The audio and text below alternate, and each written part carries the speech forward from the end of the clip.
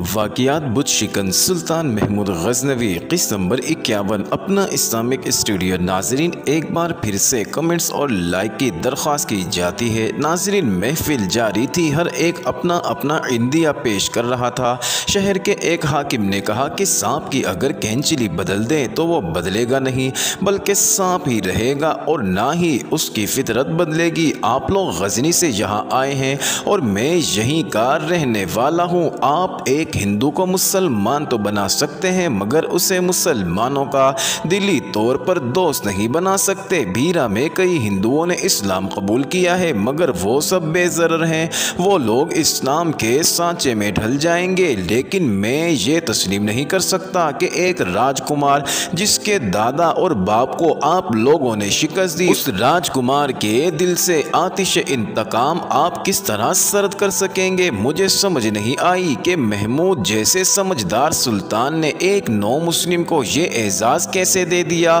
ایک اور نے کہا کہ یہ نو مسلم اپنی عادتیں کس طرح بدل سکے گا؟ یہ شراب کا عادی ہوگا، اس کے ہاں ہر رات ناچ گانا ہوا کرتا ہوگا، اس کی خدمت کے لیے جوان لڑکیاں موجود رہتی ہوں گی، کیا یہ اتنی جلدی مومن بن گیا ہوگا؟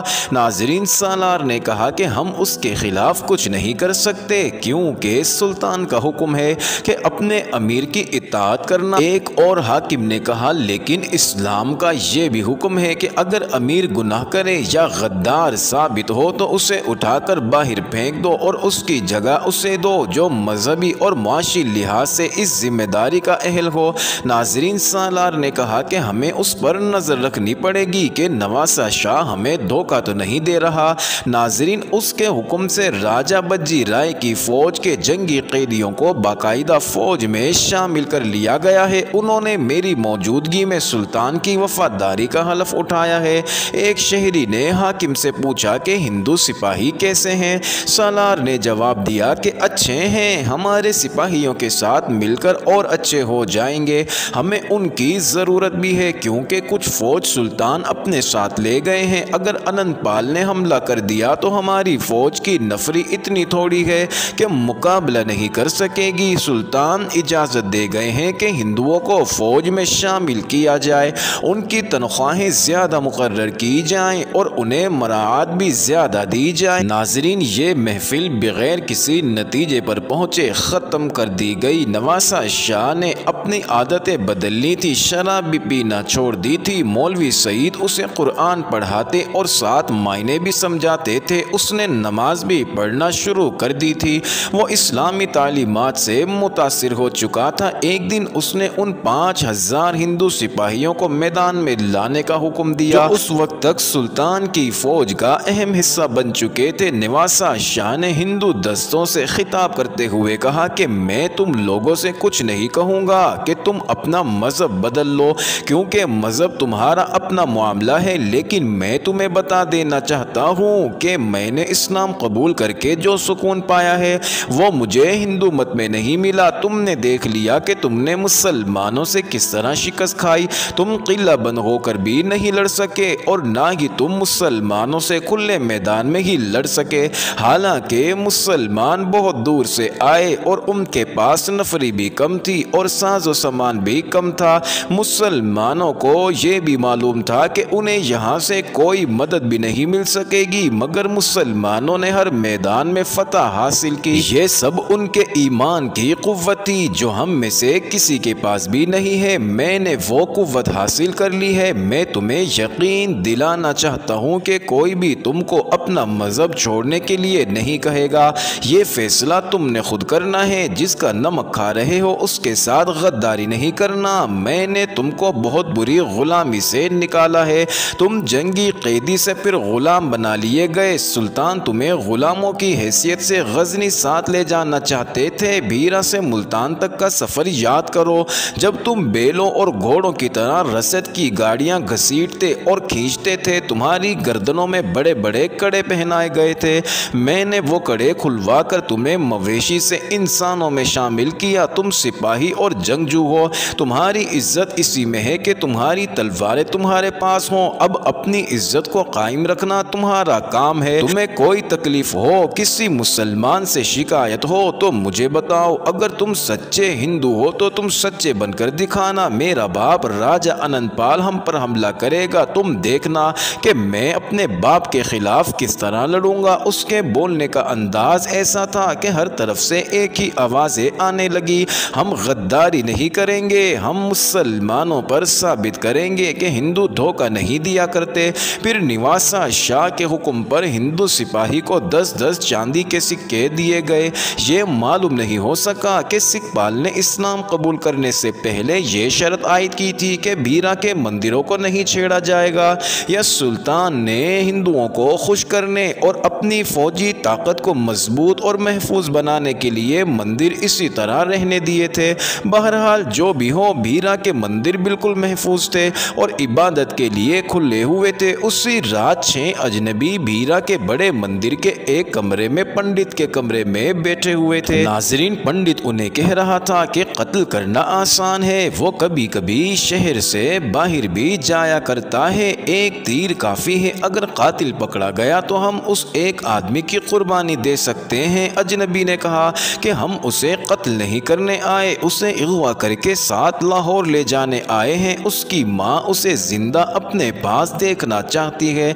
नाजरीन, पंडित ने कहा कि मैं भी उसे जिंदा देखना चाहता हूँ, लेकिन एक हिंदू के रूप में मैं उसे निवासा शाह से फिर सिखपाल के रूप में देखने के लिए बेताब हो रहा हूँ। उसने अपनी फौज की तौहीन ही नहीं की बल्कि अपने मजहब को भी नापाक कर दिया है। हमने हजारों मुसलमानों को ज़बरदस्ती हिंदू बनाया है। अगर हिंदू राजे महाराजे मुसलमान होने लगे तो ये मंदिर खंडर बन जाएंगे और देवी देवताओं का हम सब पर कहर नाज़िल होगा। अजनबी ने पंडित से कहा कि आप हमारी रहनुमाई करें, हमें बताएं कि सिखपाल कब शहर से बाहर निकलेगा और उसे शहर से बाहर निकालने का कोई जरिया पैदा करें। क्या आप उसे जाल में ला सकते हैं? पंडित गहरी सोच में डूब गया।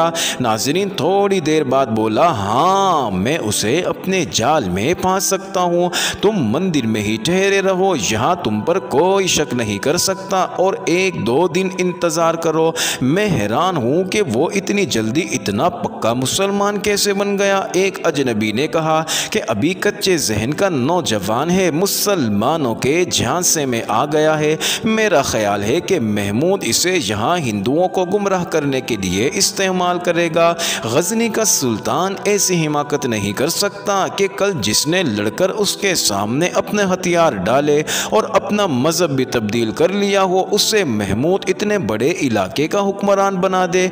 अपने मजहब और मुल्क के लिए सिखपाल को यहाँ से गायब करना लाजमी हो गया है, चाहे ऐसा करते हुए हमारी जान ही क्यों ना चली जाए। नाजरीन, लाहौर से आए हुए ये 6 अजनबी कोई आम आदमी नहीं थे। उनको लाहौर से सेनापति राजगोपाल और रानी प्रेम देवी ने भेजा था। उनके जिम्मे काम सिखपाल को अगवा करके लाना था। ये 6 आदमी लाहौर की फौज के ज़हीन तरीन और बहादुर फौजी थे और रानी ने काम होने की सूरत में सोने का इनाम देने का वादा किया था और मज़ीद कामयाबी की सूरत में 3 रात राजमहल में रखने का वादा भी किया था। वहाँ उन्हें वैसी ही ऐशो इशरत दी जाएगी जैसी राजों, महाराजों और राजकुमारों को दी जाती थी। इनाम के अलावा उन 6 आदमियों में मजहब का जुनून पैदा किया गया था।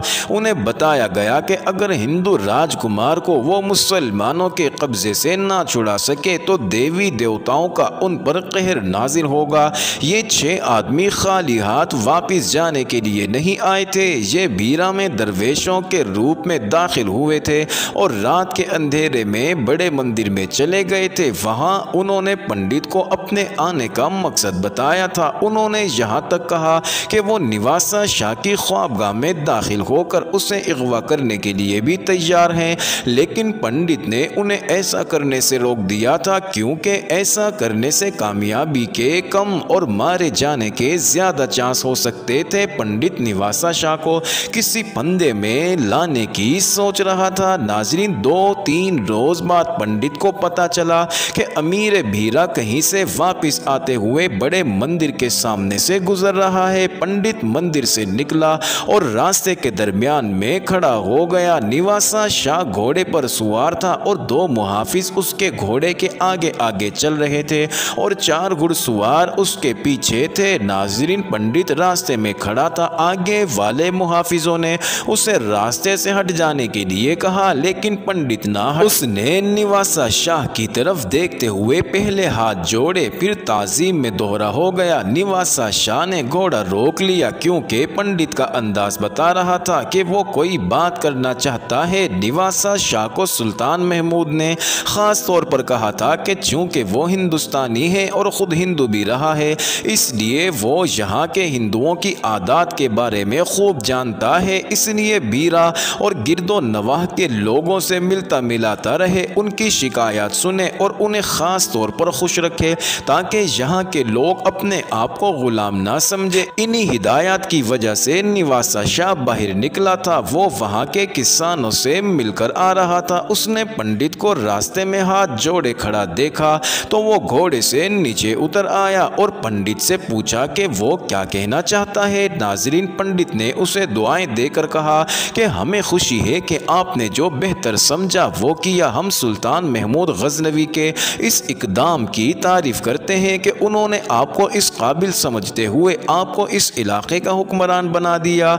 निवासा शाह ने कहा कि इसके अलावा आप कुछ और कहना चाहते हैं? अपनी और सुल्तान की तारीफें सुनने के लिए मेरे पास वक्त नहीं है। कोई तकलीफ, कोई मसला या कोई काम हो तो बताएं। नाजरीन, पंडित ने कहा कि कोई शिकायत नहीं है, एक अर्ज है कि हुजूर हर जगह जाते हैं। मुझे मालूम हुआ है कि आप यहाँ की मस्जिदों में भी जाते हैं, लेकिन आप मंदिरों को भूल गए हैं, कभी वहाँ भी चक्कर लगाएं। नाजरीन, निवासा शाह ने पूछा कि क्या किसी मंदिर की मुरम्मत या तामीर की ज़रूरत है? नाजरीन, पंडित ने कहा कि नहीं, किसी की ज़रूरत नहीं है, आप इसे शिकायत समझे या कुछ और। मगर शहर के सरकर्दा हिंदू लोग कहते हैं कि हुजूर हर जगह जाते हैं और लोगों की शिकायतें सुनते हैं, मगर मंदिर में आकर कभी किसी की शिकायत नहीं सुनी। नाजरीन, निवासा शाह ने कहा चलो मैं किसी रोज़ आऊँगा। तो पंडित ने कहा कि दिन और वक्त बता दें, हम आपके रुतबे के मुताबिक कोई इंतज़ाम कर लेंगे, 10 ब-10 हाजिर रहेंगे। नाजरीन, निवासा शाह ने सोचकर 3 रोज़ बाद का टाइम दे दिया और घोड़े पर सवार होकर चला गया। पंडित वहां से मंदिर में चला गया। लाहौर से आए हुए 6 अफराद पंडित के इंतजार में थे। नाजरीन, पंडित ने उन्हें बताया कि सिख पाल फुला दिन मंदिर में आ रहा है, इसलिए अब मजबूत जाल तैयार करना होगा। पंडित ने कहा कि तुम लोगों को इंतजार करना होगा, क्योंकि हो सकता है कि जो मैंने प्लान तैयार किया है हालात उसके बरअक्स हो जाएं। ये मेरी एक कोशिश है। सिख पाल एक जवान आदमी है, मैं राजों महाराजों की कमजोरियों से अच्छी तरह वाकिफ हूँ और मैं ये भी जानता हूँ मुसलमानों के यहाँ ये सब हराम है। मैंने निवासा शाह को कत्ल करने का इंतज़ाम कर लिया है, लिहाजा मुकम्मल तैयार रहा जाए। मोअज़्ज़िज़ नाज़रीन, ये इंटरेस्टिंग वीडियो जारी है, अगली वीडियो किस्त नंबर 52 में देखना मत भूलिएगा।